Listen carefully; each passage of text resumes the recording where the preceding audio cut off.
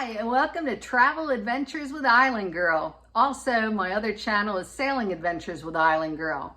But this is Traveling Adventures with Island Girl, and I am getting ready to start these 7 world summits. And the first one, we're going to be doing the packing list for Kilimanjaro, which is in Africa. I leave for Africa in about a week to summit Kilimanjaro. But we're just going to be going through the pack list right now. And pay attention because don't overpack.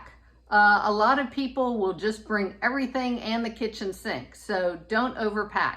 So we're going to start off with, what are we wearing? Okay, it's only like a 6 to sometimes 5 days, but 6 to 9 day trek up Kilimanjaro and back. And if you're not in the rainy season, which you'd have to pack a whole lot of rain gear. But I'm going in a week, which will be the end of September. This should be a perfect time. And so what I'm going to be packing for the end of September is first layer of clothes. What I like, remember, don't bring anything cotton, no cotton whatsoever. You're going to be doing a lot of quick dry items. And so you want your base layer, whatever you decide to wear as, undergarments, which I will do a lot of these sporty undergarments or say a bathing suit, something like that. Something that will withstand, that you can just rinse out, quick dry. That's what I like. Also, base layer, I like to wear surf rash guards. These are shirts that are long sleeve, really, really stretchy, really fast, quick dry, and they're really comfortable and soft, but not cotton, something really, really nice. Okay, so I'm going to bring 2 or 3 of the rash guard type things, which is just, a light underlayer is what you want to start out with. That's what you want. Now, for the colder days, you're going to dress in layers. So you're going to have 1 or 2 fleece shirts. This is for cold. So you're going to have your underlayer, you're going to have your rash guard or the lightweight underclothing, and then right here, fleece top. So that's good. Also for bottoms, I prefer, when I travel to countries like this, I prefer to have all my skin covered. It's just more respectful for wherever you're going, and you're less likely to get bit by mosquitoes, you're less likely to encounter small abrasions and scrapes and scratches that can lead to infection or anything. So I like to have everything covered head to toe. And I also like these type of pants that you can take apart and make into shorts, that you can drawstring, anything like that. And these have lots of pockets. Pockets are very, very important. You want pockets in everything, just for your chapstick or your lip balm, because yeah, you'll get dry. You'll be putting on your lip balm all the time. And just for carrying items for like bathroom facilities. You want to make sure that you have lots of tissues or baby wipes, everything stashed away, just because, yeah, bathroom stuff is not like it is in certain parts of the world. So it's beneficial to have things stashed in all your pockets. So that covers our layers. I'm also bringing just 2 or 3 pairs of these pants. Remember, don't overload. Keep it light, keep it nice. So this is our first layer, for just trekking in. Another thing, socks. Socks are extremely important. Okay, my preferred socks always don't get anything with cotton, no cotton. You can do synthetic. My preferred sock is wool, definitely wool, with a real fluffy area in the front and on the heel. And I actually buy new socks every single time, because over the course of hiking and trekking and not washing your socks every single day, they'll tend to get flattened out, and I like brand new socks, real fluffy, real soft. These are wool, nice padded areas. So These are good to have. I actually pack about 5 pairs of socks, just in case. I do the crew top, but that helps for wearing tall boots. So about 5 pairs of socks. Now we're on to footwear. I always have about 5 to 7 pairs of boots broken in at once, because each expedition I will go through a pair of boots, even if it's just a week, week and a half. But it's good, just spend the money. Spend the money on a good pair of boots. Okay, this is very important. Good sole, good tread, you know, something where your shoelaces aren't gonna break, or the little side pieces that hold your shoelaces. It's kind of personal preference. If you want high top, mid rise, or the 3/4, or low, I prefer it to come in the back, you know, or come down a little bit. But these are my favorites that I'm taking, and they're lighter weight than some of the leather ones I have. Leather is important, you know, if you're going to go through a lot of brush or anything like that. There's multiple routes that you can take on Kilimanjaro, so it depends on what route you're taking as well. Popular routes, you know, they're not as bad, not as rocky, don't have as much, you know, brush or anything like that, but it's important. Shoe wear. Another item that I'm bringing is the Tevas, you know, or some kind of river sandal, or sandal when you're hanging out around camp or around the tea house or however you're going. It's good to have just a pair of sandals for your feet, because your feet are going to swell as you walk all day, and you don't want to be uncomfortable. You want to put your feet up in the evening and feel comfortable. And yes, I wear socks with my sandals. Another item that I really, really like are trekking shoes. These are really heavy duty trekking shoes, really great soles, you know, just really comfortable in case you don't want to have all that pressure on your ankle, your feet are swelling, anything like that. And some of you, it's not really necessary, but I prefer to wear gaiters. Gaiters are those items, it's like a sleeve that will go up and cover the bottom of your shoe up to your knee or your mid calf, and it kind of prevents things from falling in your shoe, because it never fails that you get like a pebble or something in your shoe when you're trekking, and you're like, oh my gosh, now I have to take my boot completely off and get this thing out. So gaiters kind of help against that, you know, getting any creepy crawlies, you know, latching on and going down in your shoe. Anyhow, consider gaiters. I like to bring them with me. So that is shoe wear that I'm bringing. Now, so we have what we're wearing covered. Okay, so we're trying to cover up a lot of our skin, just with really lightweight, breathable items. You know, you're not going to overheat. It's going to be nice. So gloves. This is as we're trekking up. We're not in cold temperatures yet. So we're wearing a couple layers, we're getting to the summit, and most of the time I just use my sailing gloves or other gloves that are just really lightweight, breathable, sometimes leather or suede palms, you know, so that you can use your trekking poles comfortably.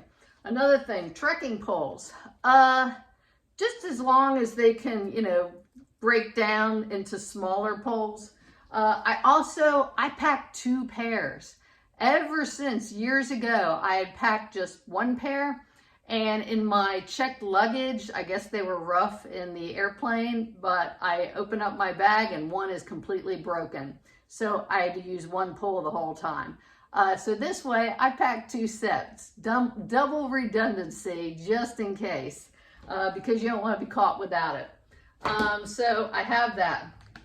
And let's see, so we got that. Another very important thing, headwear. Okay, you want, for the sunny days, the sun beating down on you, you want a brimmed hat. This is just kind of like a military boonie hat. You know, it'll kind of guard against the sun.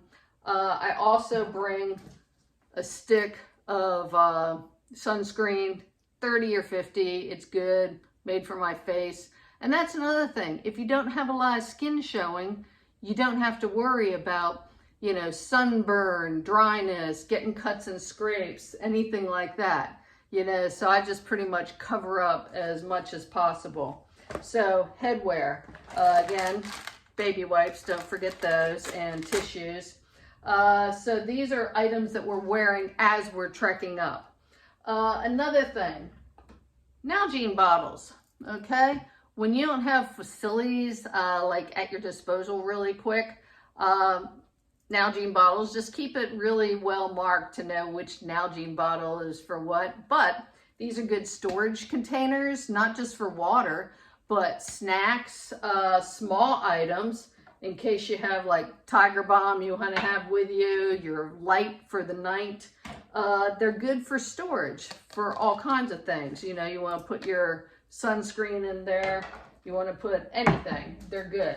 I also, other than Nalgene bottles, I also have my water filtration bottle. You know, just in case you ran out of the water that was boiled for you, you only have access to non-boiled water. So this is good. Plus, I also bring my iodine tabs. So you can keep these tabs stored in here as well. And, you know, you can store anything in Nalgene bottles. And you can put boiling water in these.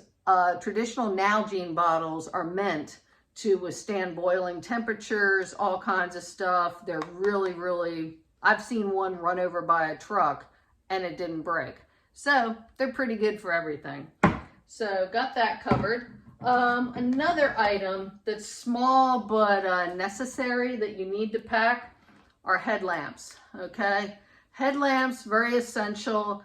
This is one that you can charge, but in case you don't want to deal with charging, I picked up a few at the dollar store, and these work great. They're $1, and they have lasted for weeks for me, and they'll fit in a pocket. They're extremely lightweight. This one is so much lighter than this guy, and I paid a little bit for this one. These, $1. That way, if it falls off in the river or something happens to it, it gets crushed, it stops working, you know, it's no big deal. It's $1. So try looking for those. It's a good deal. But again, I always carry two. Double redundancy. You never know when one is just going to stop working. So these are items that I carry two of each time, just like the trekking poles, two.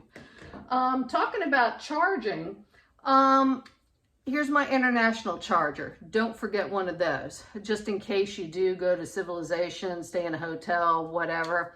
And it should have all the particular chargers for what country you're in. From Asia to Europe to US for the 220, the 110, all that, all encompassed in one. These run about $30 for a really good one. You can get the cheapies for like 10 to 12, but I like the really good ones. Anyhow, also solar chargers, okay? I've dealt with the really small chargers where I'm like, oh, this is so compact, it'll charge my phone, it'll do everything, it's great. No, it doesn't work, no. No matter what the charger that I've used, I've gone through maybe 5 of them to find the right one. This is one I actually use on my boat. And this, you can be out in the middle of nowhere and you roll this thing out and you attach it to your backpack. It has a place where you can just plug everything in, and yeah, it just gets plugged in here. It has outlets and ports for whatever type of device you need to plug in at the time, and you can hike with it completely open on your back. It's a little heavier than what I'm used to, so it will take up, it's about 1 pound, I'm thinking. So, but necessary. It's really necessary to charge your cell phone. If you have batteries for your lights, anything like that. If you have one of these guys, a satellite phone or a spot or a GPS where family and friends can keep up to your location, that's also a benefit because you can charge it on that. So that in a nutshell is what I will pack. In addition, day packs are good. I always get the lightest one so that once you pack all your items in dry bags first. You want to pack your items in dry bags, okay? Your clothes, shoes, all the essentials. You want those in dry bags, and then after that, I use one of these duffels, okay? This is a very large duffel, and this is usually what, if you have a porter, that is what they're carrying up the mountain, and then you will have all your personal gear in a very lightweight backpack. And if you choose to pack, yeah, more power towards you. Then you have to really pack light for, you know, a 6 or 9 day event like this. But okay, after your initial layers, as you're trekking up, you're getting to the colder regions at the top. You're gonna have to change it up a little bit, okay? Winds are picking up, you're above tree lines and all that stuff. So what I like to do is don these tights. They might be lined with a little light fleece in them, but I use these for skiing, all kinds of things, but cold weather tights. And then over top of the tights, these are the Gore-Tex pants you should have. You know, zippers on each side, so that if you're overheating, you got to put them on, take them off.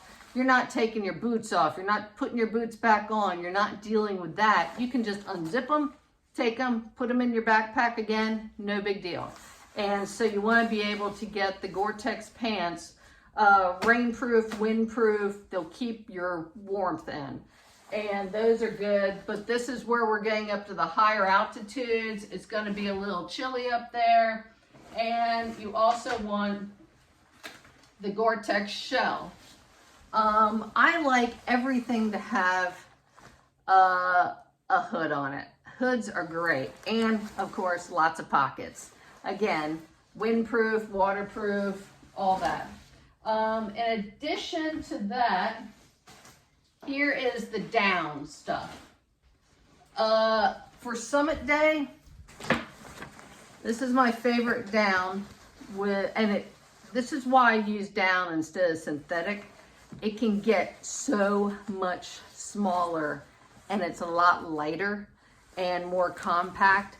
Same with a vest is good to have, but sometimes I can give or take a vest. I don't need a vest every time. I like a vest, you know, because then you don't have to put on the big bulky, you know, down jacket or anything like that. But this is all you'll need for the top. Let's see, hats. Well, yeah, get a hat for all kinds of conditions, not just sun, but thermal. You know, you want something to keep your your heat in, you know, not to escape from your head.